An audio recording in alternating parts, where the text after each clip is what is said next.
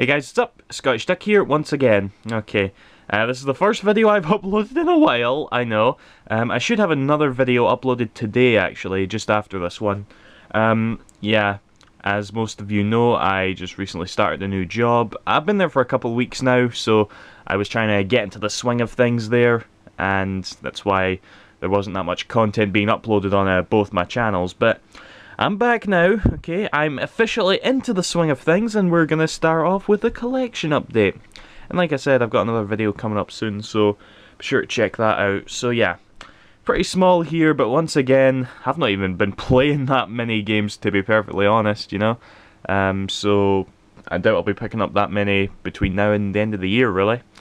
But whatever, let's get into it. Okay. El Shaddai, and Ascension of the Metatron. That's a transformer, isn't it? I wonder. Anyway, I only just played like the first half hour of this. I actually started it last night. I heard it was one of those like mega artsy games, and if you were into Okami and shit, you'd probably be into this. So far, I'm not incredibly hooked on it. It kind of reminds me of like old Devil May Cry games where you're constantly hugging invisible walls to see if you can actually like find a hidden zone, a hidden part, if you will, where you can find some sort of like secret area and special items and whatnot. But whatever. I'll be sure to give it more of a chance, like. But so far, it looks pretty. Yeah, it certainly does look pretty. Okay. All right. Next we've got Catherine. Now, this took me a while to get, actually. This was always a game I swore I'd get when it came out over here, but I didn't. For those of you wondering, when this game came out in America, it took a few months to make its way over here, because Atlas, why don't you have a European division, Atlas? Why? So a few months later, it got a publisher, Deep Silver, and we finally got it. But at that point, my hype for the game kind of diminished slightly. And it was still a game I always told myself I'd pick up, but there was no signs of it going down in price. So just the other week there, I said to myself, right, fuck it, I'll just buy a brand new copy and be done with it. And sure enough, this game was fantastic. It was pretty fucking difficult, I ain't gonna lie. But other than that, I thought it was superb. Like, you know, definitely a game that everybody should try out. Yeah, Atlas did a really good job with this, can't complain at all. So, yeah. Okay, Professor Layton and the Miracle Mask. The video that I'm going to be uploading later is actually going to be a sort of review / retrospect of the whole Professor Layton series. So I'll not say too much here, but all I'll say here is I'm quite indifferent about what I feel about the Professor Layton series all of a sudden, and this game kind of opened my eyes to it. I mean, in terms of like being the first game in the series on the 3DS, it does a really good job. You know, the 3D is actually really good. The character models are swell.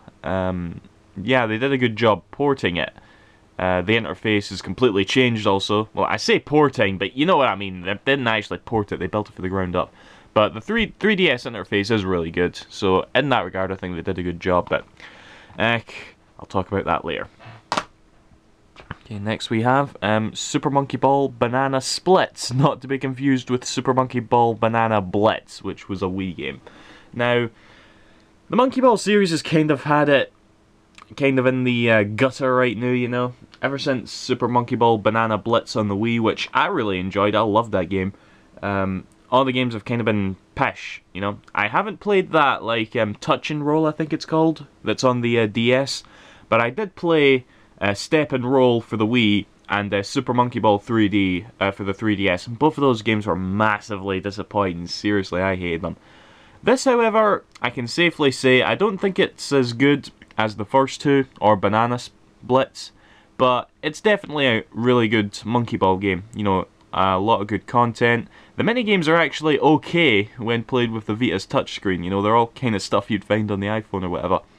And on top of all that, it's actually really cheap. You can buy this on Amazon for like 13 quid day one. That's what I got it for. So with all that said, I really can't complain. So if you're looking for a competent Monkey Ball game and you were kind of disappointed with the last two games like I was, I definitely recommend it. I can't say anything bad about it, really.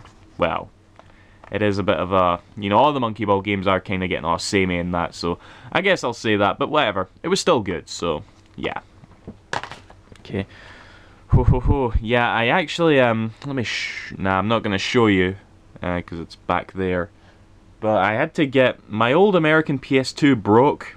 You know, well, it didn't break, but it was being an arsehole, so I got another one for, I actually got a really good deal. I got the whole thing for 60 quid, and the seller threw in this, Tales of the Abyss, the PS2 version, which usually goes for like 30 online, I believe. So yeah, very glad to have this finally. For those of you that know, Tales of the Abyss is my favourite in the series, and I was meaning to pick up the PS2 version, you know, to play through it again, so yeah. Very glad to have this. You know, this was almost worth just getting the American PS2 just because it came with this. So, very, very chuffed with that, like. So, what can I say? Yep, Tales of the Abyss. Awesome. And lastly, we've got Children of Mana for the DS. Now, so, a friend of mine was telling me about this. You know how I kind of went crazy with the Tales of games not long ago? He was sort of saying, I bet the Mana series will be your next sort of RPG franchise that you just play the shit out of. And I've kind of been thinking about that, yeah.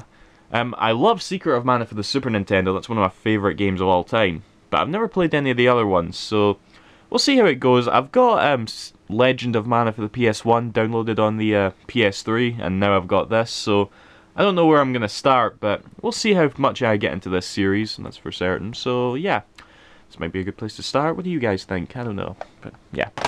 Right, now that's all there is there, but yeah, kind of a short collection update, but yeah. See you after, guys. Thank you for watching. Bye-bye.